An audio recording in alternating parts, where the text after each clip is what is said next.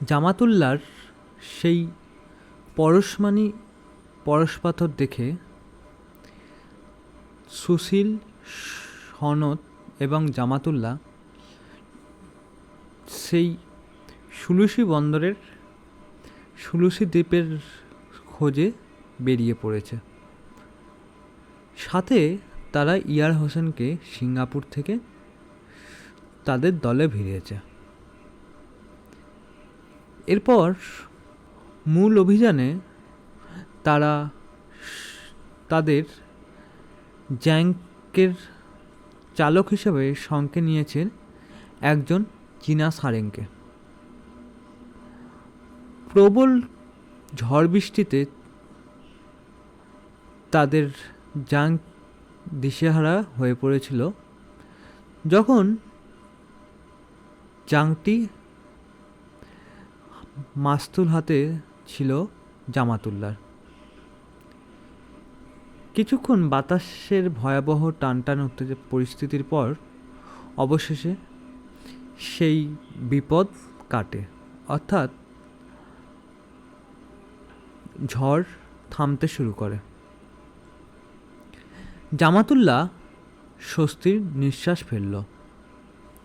চীনা ক্যাপ্টেন টিটকিরি দিয়ে বললে, বাঁচলে আজ সব নিতান্ত বরাতের জোরে। তোমার হাতের গুণে নয়, মনে রেখো। কথাটি জামাতুল্লাহকে উদ্দেশ্য করে বললেন চীনা ক্যাপ্টেন। সমুদ্র শান্ত, জ্যোৎস্না উঠছে। সুশীলদের দল খোলের ঢাকনি খুলে ডেকের ওপর এসে দাঁড়ালো।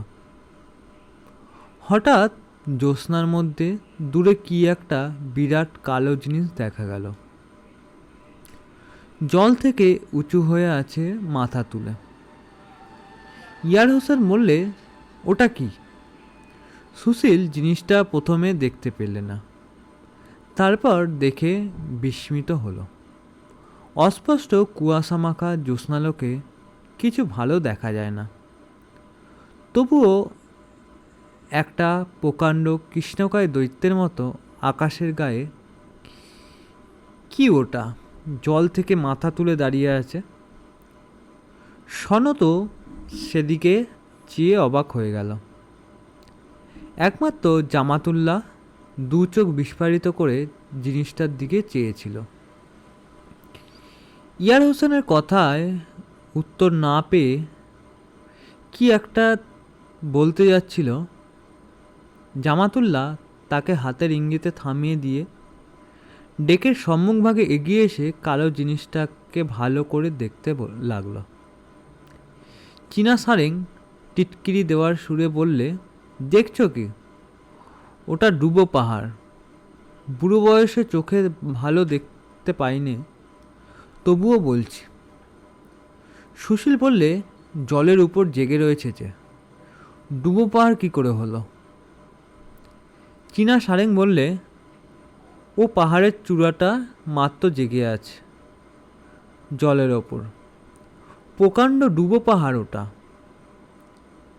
এতক্ষণে পরে আমি চিনেছি, এই সেই পাহাড় বাবুজি, এই পাহাড়ে ধাক্কা খেয়েছে।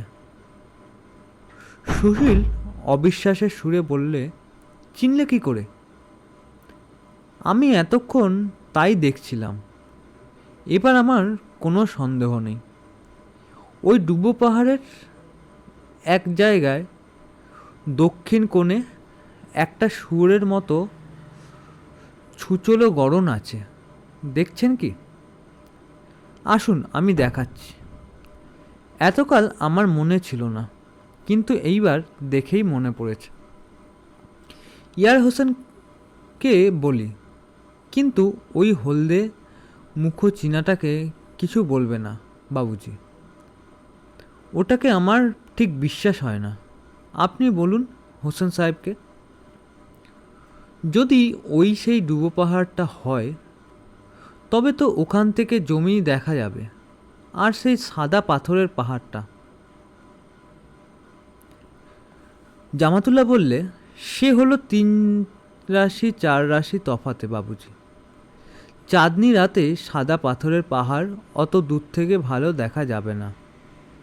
সকাল হোক। চীনা সারেং চিৎকার করে উঠল, হাল সামলাবে না গল্প করে সময় কাটাবে? ডুবো পাহাড় সামনে, সে খেয়াল আছে?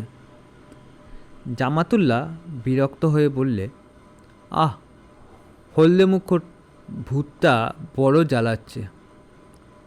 দাঁড়ান বাবুজি, আপনি হোসেন সাহেবকে বলুন, আমি দেখি ওদিকে কি বলে।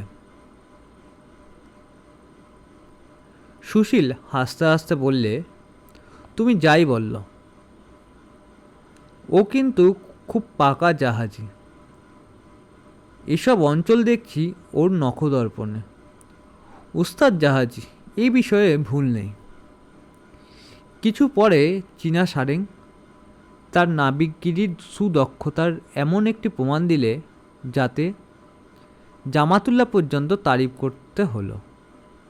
জামাতুল্লাহর হাত পরিচালনায় জাং যখন ডুবো পাহাড়ের একদিকে যাবার চেষ্টা করছে, তখন চীনা সারেং হুকুম দিলে, সামনে এগো, পাশ কাটাবার চেষ্টা করছো কেন? সামনে এগিয়ে ধাক্কা খাবে নাকি? এই বিদ্যে নিয়ে মাঝিগিরি করতে এসেছে সুলুসিতে? নিজের দেশে নদী খালডোঙো চালাওগে যাও। ওই পাহাড়ের দুপাশে ভীষণ চাপা স্রোতের মুখে যদি পড়ে এই জাংটা, পাহাড়ের গায়ে সজোরে ধাক্কা মারবে। সে খেয়াল আছে? তোমার হালে সাধ্যি হবে না সে স্রোতের বেগ সামলানো। দেখছো না জল কীরকম ঘুরছে? জামাতুল্লাহ তখনই ইতস্তত করছে। এই দেখে চীনা সারেং হেঁকে বললে, জামাতুল্লাহ এবার সবাইকে মারবে। ওকে বুঝিয়ে বলুন একবার ওর হাত থেকে ভগবান বাঁচিয়েছে, এবার বোধহয় আর রক্ষা হয় না। সুশীল আর ইয়ার হোসেন জামাতুল্লাহকে বললে, ও যা বলছে তাই করো না জামাতুল্লাহ। ও কি বলছে তা আপনারা খেয়াল করছেন না? ও বলছে এই ডুবো পাহাড়ের দিকে সোজাসুজি হাল চালাতে। মরবো তাহলে।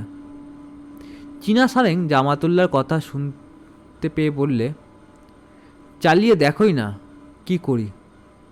মরণের অত ভয় করলে মল্লাগিরি করা চলে না সাহেব।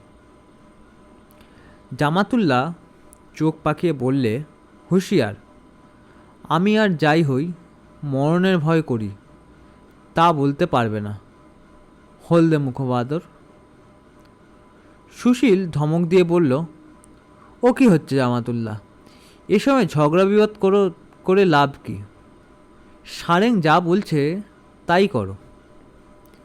জামাতুল্লাহ হাতের চাকা ঘোরাতেই জাঙ্ক পাহাড়ের একেবারে 20 গজের মধ্যে এসে পড়ল, ঠিক একেবারে সামনাসামনি।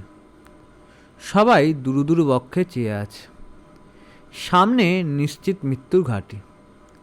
এ থেকে কি করে চীনা জাঙ্ক বাঁচবে কেউ বুঝছে না। দেখতে দেখতে 20 গজের ব্যবধান ঘুচে গেল 10 গজ। আর বুঝি জাঙ্ক রক্ষা হয় না। মতলব কি চীনাটার? সবাই বিস্ফারিত চক্ষে চেয়ে আছে। বুকের ভেতর ঢেকির পার পড়ছে সবারই। হঠাৎ সারেং ক্ষিপ্ত হস্তে প্রকাণ্ড একটা জাহাজি কাছি সুকৌশলের সামনের দিকে অব্যর্থ লক্ষ্যে ছুড়ে দিয়ে বলল, ডাইনে হাল মারো। সঙ্গে সঙ্গে একটা আশ্চর্য কাণ্ড ঘটে গেল, যা ইয়ার হোসেন ও জামাতুল্লাহ তাদের জাহাজি মল্লা জীবনের অভিজ্ঞতায় কখনো দেখেনি। জাহাজ ডান দিকে ঘুরে পাহাড়ের গুড়িটা পেরিয়ে যেতেই সারেংয়ের কাছে গিয়ে পাহাড়ের সরু অংশটা জড়িয়ে ধরল এবং পেছন দিক দিয়ে ঘড়ঘড় করে নোঙর পড়ার শব্দে সবাই বুঝল বড় সি অ্যাঙ্কার অর্থাৎ সমুদ্রের মধ্যে ফেলার বড় নোঙর তার সুদৃশ্য আকশির মুখ দিয়ে সমুদ্রের তলায় পাথর ও মাটি আঁকড়ে ধরলেই জাহাজের অগ্রগতি বাধাপ্রাপ্ত পাবে। বো করে অত বড় জাংখানা ডিঙি নৌকার মতো ঘুরে গেল আর পরক্ষণে স্থির, অচল হয়ে দাঁড়িয়ে গেল পাহাড় থেকে 3-4 গজের মধ্যে। জাঙ্ক আর পাহাড়ের মধ্যে কেবল এক ফালি সরু সাগর জল, একটা বড় হাঙর তার মধ্যে কষ্টে সাঁতার দিতে পারে। ইয়ার হোসেন বলে উঠল, সাবাস সারেং। সুনীল ও সনত নিঃশ্বাস ফেলে বললে, খুব বাঁচিয়েছে বটে। জামাতুল্লাহ চুপ করে রইল। চীনা সারেং হলদে দাঁত বার করে হাসতে হাসতে বললে, বিদেশি লোক এখানে জাহাজ চালাতে পারে না। জামাতুল্লাহ মল্লাগিরি যা জানে তা খাটে চাটগাঁয়ের বন্দরে। এসব সে জায়গা নয়। এখানে জাহাজ চালাতে হলে পেটে বিদ্যা চাই অনেকখানি। ইয়ার হোসেন বললে, এখন কি করা যাবে বলো? জাহাজ তো আটকে গেল। সারেং ওদের অভয় দিয়ে বললে, জাঙ্ক আটকায়নি। জোয়ার এলেই সকালে জাঙ্ক ছাড়া নিরাপদ। সকলে দুরু দুরু বক্ষে সকলের প্রতীক্ষায় রইল। সুশীল আর জামাতুল্লাহ ভালো করে ঘুমোতেই পারলে না। খুব ভোরে উঠে জামাতুল্লাহকে বিছানা থেকে উঠিয়ে সুশীল বললে, এসো চেয়ে দেখো, চলো বাইরে। জামাতুল্লাহ বাইরে এসে আনন্দে উৎফুল্ল হয়ে বললে, ওই সেই সাদা পাহাড় আর সেই দ্বীপ। আমি কাল রাত্রেই বুঝেছিলাম বাবুজি, কাউকে বলিনি। কেন? কি জানি বাবুজি, চীনা সারেংটাকে আর এই হোসেন সাহেবকে আমার তেমন যেন বিশ্বাস হয় না। খোদার দিব্যি বলছি, ওদের সামনে মুখ খোলে না আমার। হোসেন সাহেব আস্ত গুন্ডা লোক, বাধ্য হয়ে ওর সাহায্য নিতে হয়েছে। কিন্তু সিঙ্গাপুরে ওর নাম শুনে সবাই ভয় পায়। সে কথা আর এখন ভেবে লাভ কি বলো? ওদের নিয়েই কাজ করতে হবে যখন। ইয়ার হোসেনকে বলি কথাটা। ইয়ার হোসেন সব শুনে জামাতুল্লাহকে ডেকে বললে, কোনো সন্দেহ নেই তোমার? এই দ্বীপ ঠিক? ঠিক। আমরা নেমে কিন্তু জাঙ্ক ছেড়ে দেব। ঠিক করে দেখো এখনো। সুশীল ও জামাতুল্লাহ আশ্চর্য হয়ে বলল, জাঙ্ক ছেড়ে দেবে কেন? আমি ওদের অন্য এক গল্প বলেছি। আমি বলেছি, জঙ্গলে মাঠের ইজারা বানিয়ে ডাচ গভর্নমেন্টের কাছে এখানে আমরা এখন থাকবো কিছুদিন। ওদের বলতে চাইনি জাঙ্ক চীনেরা বড় ভালো লোক নয়। দুপুরের পর জালি বোটে জিনিসপত্র ও 2টি ছোট ছোট তাঁবু সমেত ওদের সকলকে অদূরবর্তী দ্বীপের শিলাবৃত্তি তীরভূমিতে নামিয়ে জাঙ্কের সারেং তার ভাড়া চুকিয়ে নিয়ে চলে গেল। সুশীল ইয়ার হোসেনকে বললে, ডাচ ইস্ট ইন্ডিজের দ্বীপ তো এটা। ডাচ গভর্নমেন্টের কোনো অনুমতি নেওয়া উচিত ছিল, কিন্তু সে বড় হাঙ্গামা। ডাচ গভর্নমেন্টের কাছে কৈফিয়ত দিয়ে জান যাবে। তাহলে কেন যাচ্ছি আমরা ওই দ্বীপে? কতদিন আমরা থাকবো? হয়তো আমাদের সঙ্গে পুলিশ পাহারা থাকতো, সব মাটি হতো। জামাতুল্লাহ দ্বীপের মাটিতে নেমে কেমন যেন স্বপ্নমুগ্ধের মতো চারিদিকে চেয়ে দেখতে লাগলো। এতকাল পরে সে যে এখানে আসবে তা মেটিয়াবুরুজের মল্লাপাড়ার হোটেল শানকিতে ভাত খেতে বসে কখনো কি সে ভেবেছিল? সে ভেবেছিল তার দুঃসাহসের জীবন শেষ হয়ে গিয়েছে। সেই বিপাক্ষ মুনির দ্বীপ আবার। সুশীল ভাবছিল, কি অদ্ভুত যোগাযোগ। বাংলার পাড়াগাঁয়ের জমিদারের ছেলে সে, চিরকাল বসেই খাবে পায়ের ওপর পা দিয়ে, নির্বিঘ্নে জমির জমার খাজনা শোধ, দুপুরে লম্বা ঘুম দেবে, বিকালে দুপুরে মাছ ধরবে, সন্ধ্যায় বৈঠকখানায় পৈতৃক তাকিয়ায় হেলান দিয়ে তাস দাবা খেলবে, রাত্রে পিঠে পায়েস খেয়ে আবার ঘুম দেবে। এই সনাতন জীবনযাত্রা প্রণালী কোনো ব্যতিক্রম হয়নি। তার পিতামাতা তার বেলাতেও সে ধারা অক্ষুণ্ণ থাকত। দৈবক্রমে সেদিন যদি গড়ের মাঠে জামাতুল্লাহ খালাসি তার কাছে ম্যাচিস চাইতে না আসতো, কত সামান্য ঘটনা থেকে যে জীবনের কত বৃহৎ ও গুরুতর পরিবর্তন শুরু হয়। সুনীল ও সনৎ দ্বীপের সৌন্দর্যে মুগ্ধ হয়ে গিয়েছিল। এ ধরনের ঘন বনানী এ পর্যন্ত তারা কোথাও দেখেনি। রীতিমতো ট্রপিক্যাল অরণ্য যাকে বলে, যা এতদিন সুনীল ছবিতেই দেখে এসেছে এবং ইংরেজ ভ্রমণের বইয়ের যার বর্ণনায় পড়ে এসেছে। এতকাল পরে তা সে দেখল। জলের ধার থেকেই অপরিচিত গাছপালার নিবিড় বন আরম্ভ হয়েছে। বনস্পতির মাথার বড় বড় গাছের গায়ে অর্কিডের ফুলগুলো সুগন্ধে প্রভাতের বাতাস মাতিয়েছে। মোটা মোটা লতা দুলছে এই গাছ থেকে ও গাছ থেকে। কত রঙের প্রজাপতি উঠছে।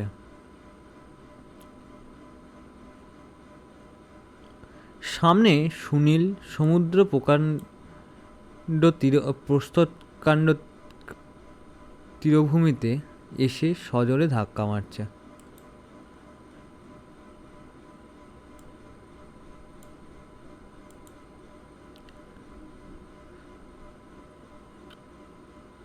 একেবারে খোলা যায় জলরাশি থই থই করছে দক্ষিণ মেরু পর্যন্ত, যেন একটা ব্রেকওয়াটার পর্যন্ত নেই কোথাও। যদি কেউ জলে পড়ে তবে হাঙরের আহার্য হবে, এ জানা কথা। এসব সমুদ্রে হাঙরের উপদ্রব অত্যন্ত বেশি। সুশীল আগেই শুনেছে। বনের মধ্যে অনেক জায়গায় এখনও অন্ধকার কাটেনি, কারণ প্রভাতের রৌদ্র তার মধ্যে এখনও অনেক জায়গাতেই ঢোকেনি। ইয়ার হোসেন দেখে শুনে বললে, এ যে ভীষণ জঙ্গল দেখছি।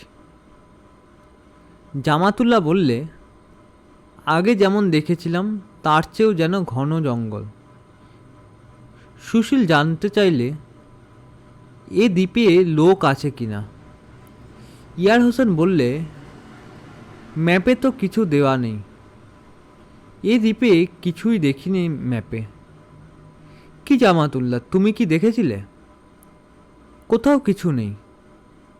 বেশ ভালো জানো। আমার যাওয়ার পথে অত্যন্ত তো কিছু দেখিনি। এখান থেকে তোমার সে নগর কত দূর হবে আন্দাজ? 3-4 দিনের পথ। এত কেন হবে? এ দ্বীপের প্রস্থ তো খুব বেশি হবার কথা নয়।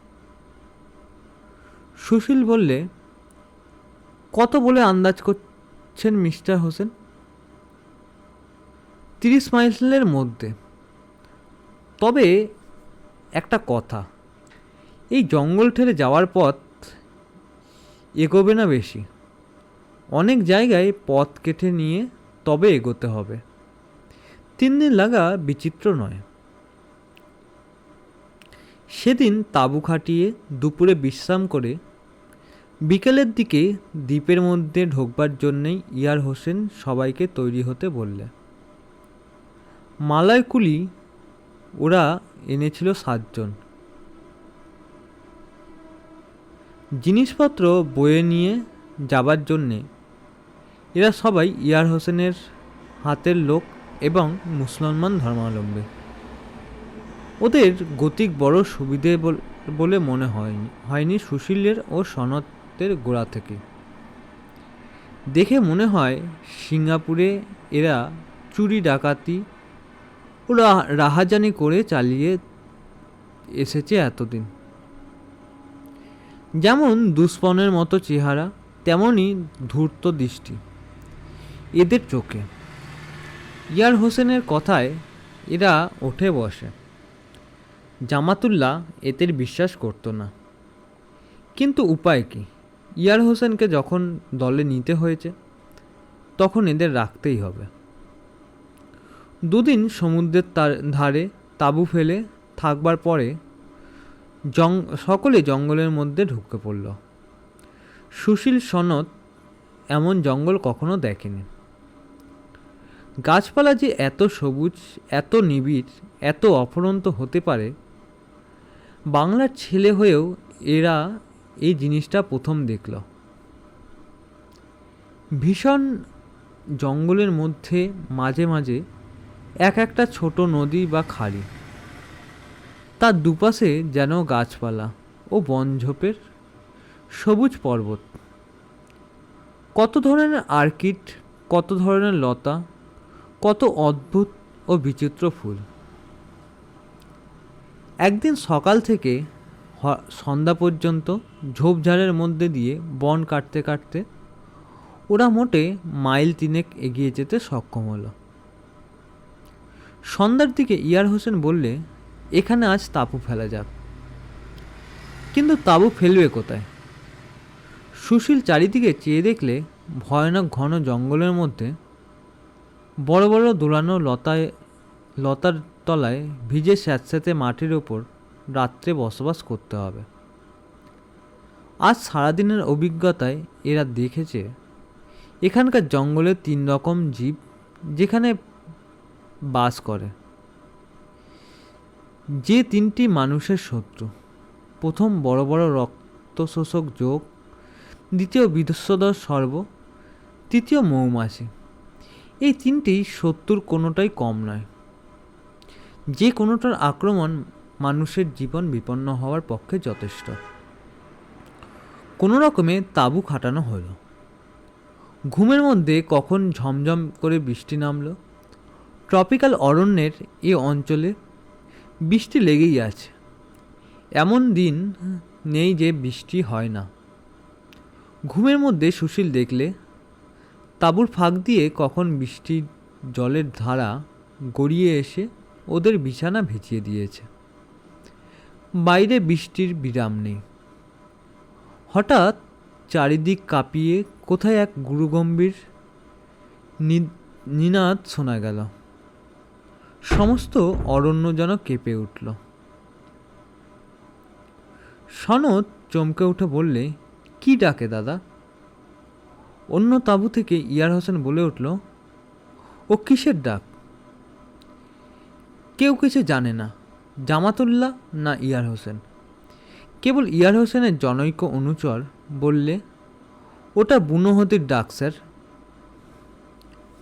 আরেকজন অনুচর প্রতিবাদ করে বলল, এটা গন্ডারের ডাক।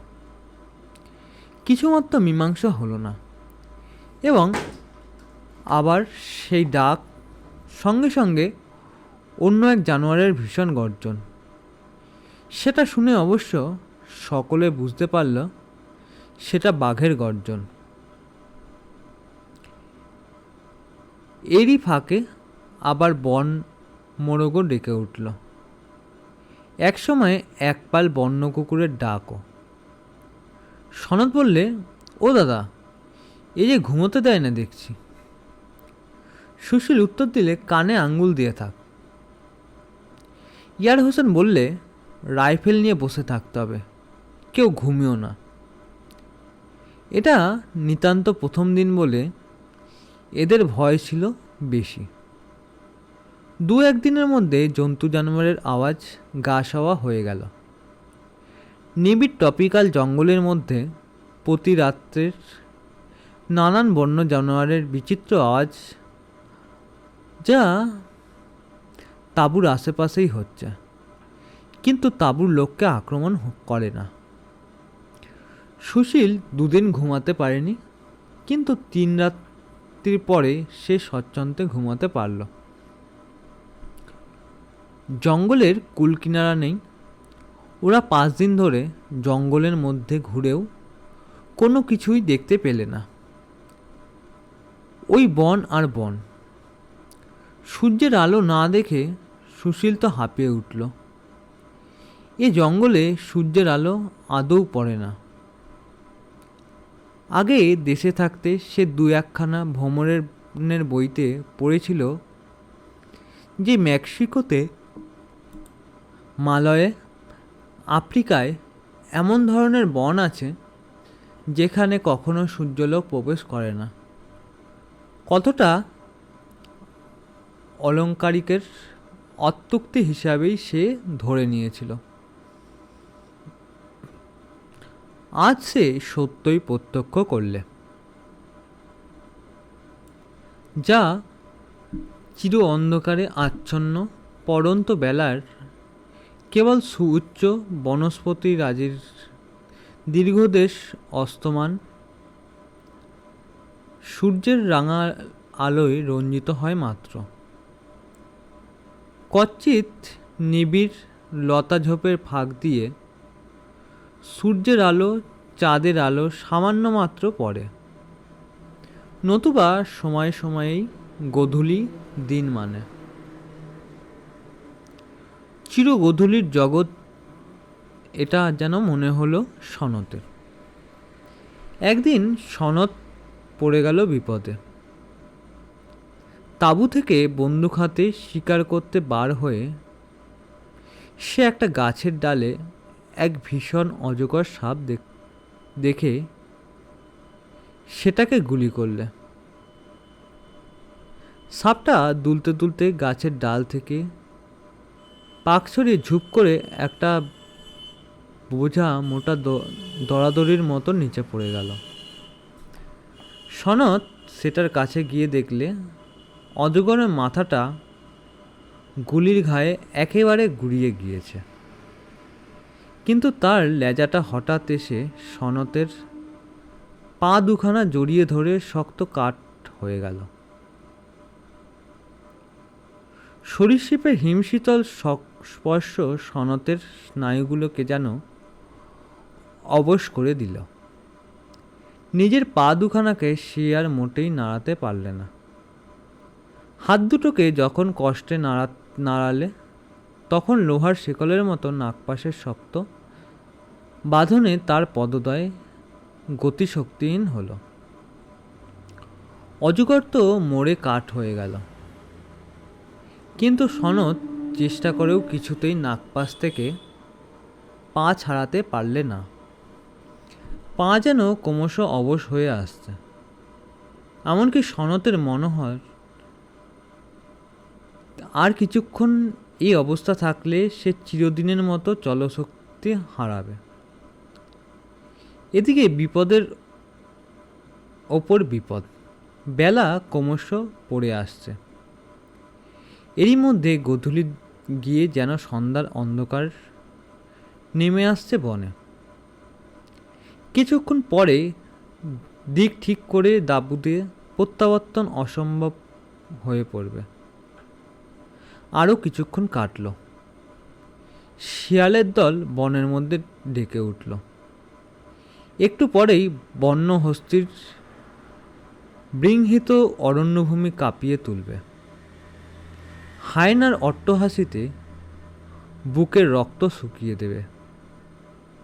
সনত সবই বুঝছে, কিন্তু কোনো উপায় নেই। বন্দুকটার আওয়াজ করলে তার তাঁবুর লোকেদের তার সন্ধান দেওয়া চলতো বটে, কিন্তু বন্দুকে গুলি নেই। শেষ দুটো টোটা অজগরের দিকে সে ছুঁড়েছে। তিমিরময়ী রাত্রি নামল। অসহায় অবস্থায় চুপ করে কাত হয়ে পড়ে থাকা ছাড়া তার কোনো উপায় নেই। প্রথমটা তার মনে খুব ভয় হলো, কিন্তু মরিয়ার সাহসে সাহসী হয়ে শেষ পর্যন্ত সে চুপ করে শুয়ে রইল। মৃত্যু অজগরটাকে অন্ধকারে আর দেখা যায় না, কিন্তু তার হিমশীতল আলিঙ্গন প্রতি মুহূর্তে সনদকে স্মরণ করিয়ে দিতে লাগলো যে প্রাণের বদলে সে প্রাণ নিতে চায়। সারা রাত্রি এইভাবে কাটল। সনদ সে যাত্রায় ফিরত না, কিন্তু রাত্রে হঠাৎ সনদের তন্দা গেল ছুটে। অনেক লোক আলো নিয়ে এসে ডাকাডাকি করছে। ইয়ার হোসেনের গলা শোনা গেল, হালু মিস রায়। সনতের সর্বশরীর ঠান্ডায় অবশ হয়ে আছে। সে গলা দিয়ে উচ্চ স্বর উচ্চারণ করতে পারলে না, কিন্তু ইয়ার হোসেনের টর্চের আলোয় এসে পড়ল তার ওপরে। সবাই এসে ওকে ঘিরে দাঁড়ালো। পাশের মৃত অজগর দেখে ওরা আগে ভেবেছিল এটির বেষ্টনে সনদ তো প্রাণ হারিয়েছে। তারপর ওকে হাত নাড়াতে দেখে বুঝতে পারল ও জীবিত। তাঁবুতে নিয়ে গিয়ে সেবা শুশ্রূষা করতে সনদ চাঙ্গা হয়ে উঠল। ইয়ার হোসেন সেদিন ওদের ডেকে পরামর্শ করতে বসল।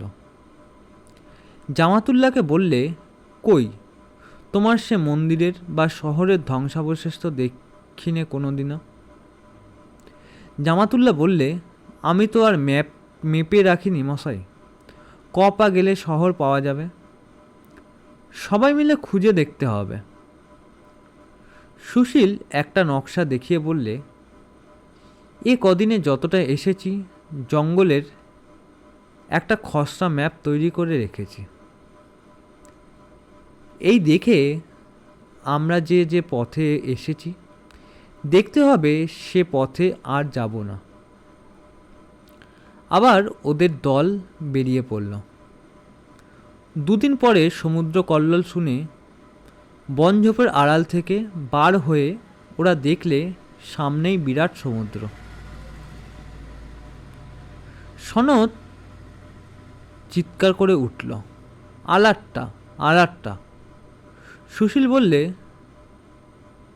তোমার চিৎকার সাজে না সনদ। তুমি জেনোফনের বর্ণিত গ্রিক সৈন্য নও।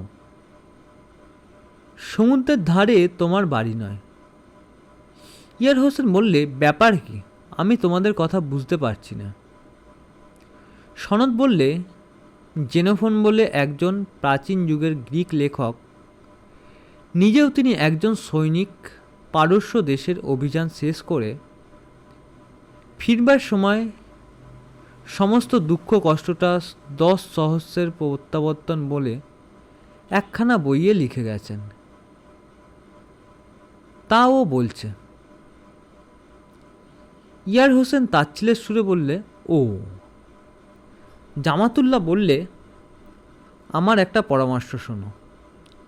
কম্পাসে দিক ঠিক করে চলো, এবার উত্তর মুখে যাই, ওদিকটা দেখে আসা যাক। সকলেই এই কথায় সায় দিল।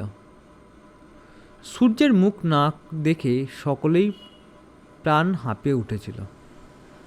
ওরা প্রথম দিনেই সমুদ্রের বালির ওপরে অনেকগুলো বড় বড় কচ্ছপ দেখতে পেল।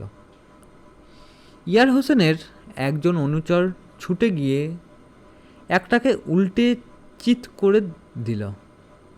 বাকিগুলো তাড়াতাড়ি গিয়ে সমুদ্রের জলে ঢুকে পড়ল।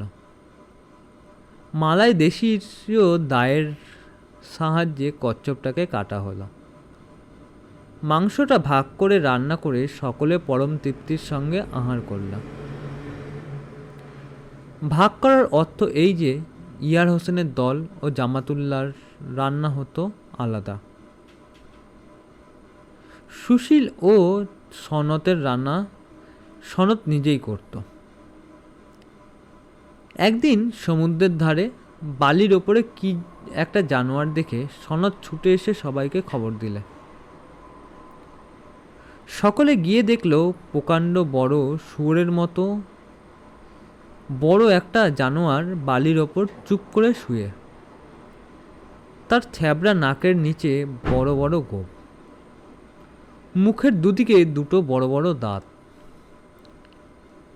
ইয়ার হোসেন বললে, এ ধরনের শিল সিঙ্গাপুরের সমুদ্রে মাঝে মাঝে দেখতে পাওয়া যায় বটে। শিলের মূল্যবান চামড়ার লোভে সনত ওকে গুলি করতে উদ্যত হলো। ইয়ার হোসেন নিষেধ করে বললে, ওটা মেরো না, ও শিলকে বলে সি লায়ন, ও মারলে অলক্ষণ হয়। পরদিন তাঁবু তুলে সকলে উত্তর দিকে জঙ্গল ভেদ করে রওনা হলো।